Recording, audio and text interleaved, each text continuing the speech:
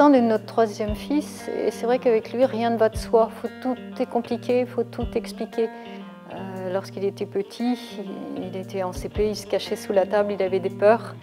Et sur conseil d'une institutrice, on a demandé un diagnostic. Il est autisé au haut niveau, c'est-à-dire qu'il parle, donc il s'exprime, il est autonome pour faire sa toilette, il mange seul. Il a juste des difficultés à entamer une conversation, à maintenir une conversation, à avoir du lien avec les autres. Il a quitté le cursus scolaire en CE1 parce qu'il avait des difficultés pour s'exprimer et il a été orienté vers un IME afin de trouver un travail. Puisqu'ils nous ont fait comprendre qu'il n'était pas suffisamment attentif en cours et qu'il se débrouillerait mieux dans un métier manuel. Or, on a voulu le mettre dans un moule, dans un ESAT. Alors, il a travaillé dans les espaces verts, et ça se passait très bien. Il a travaillé aussi dans un atelier de bois, ça se passait bien. Mais il se disait inquiet de côtoyer que des personnes handicapées. C'est-à-dire que l'ESAT a été très anxiogène pour lui.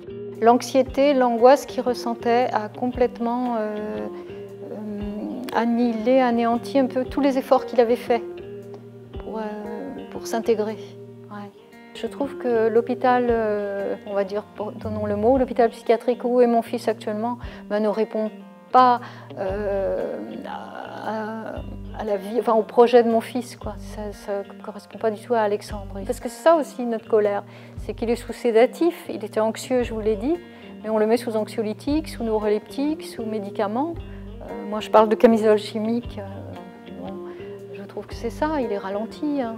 C'est ça notre souffrance aussi, parce que nous on vieillit et puis notre fils vient toujours avec nous, il est toujours avec des personnes âgées. Donc lui il a besoin d'être avec des jeunes.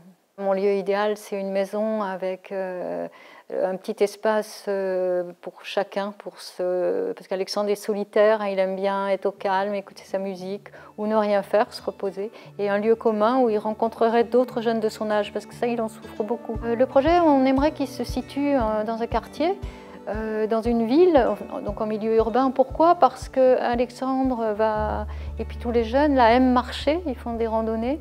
Et puis je trouve qu'il y a la proximité fait qu'on va en marchant, on va rencontrer, dire bonjour, côtoyer les gens du quartier.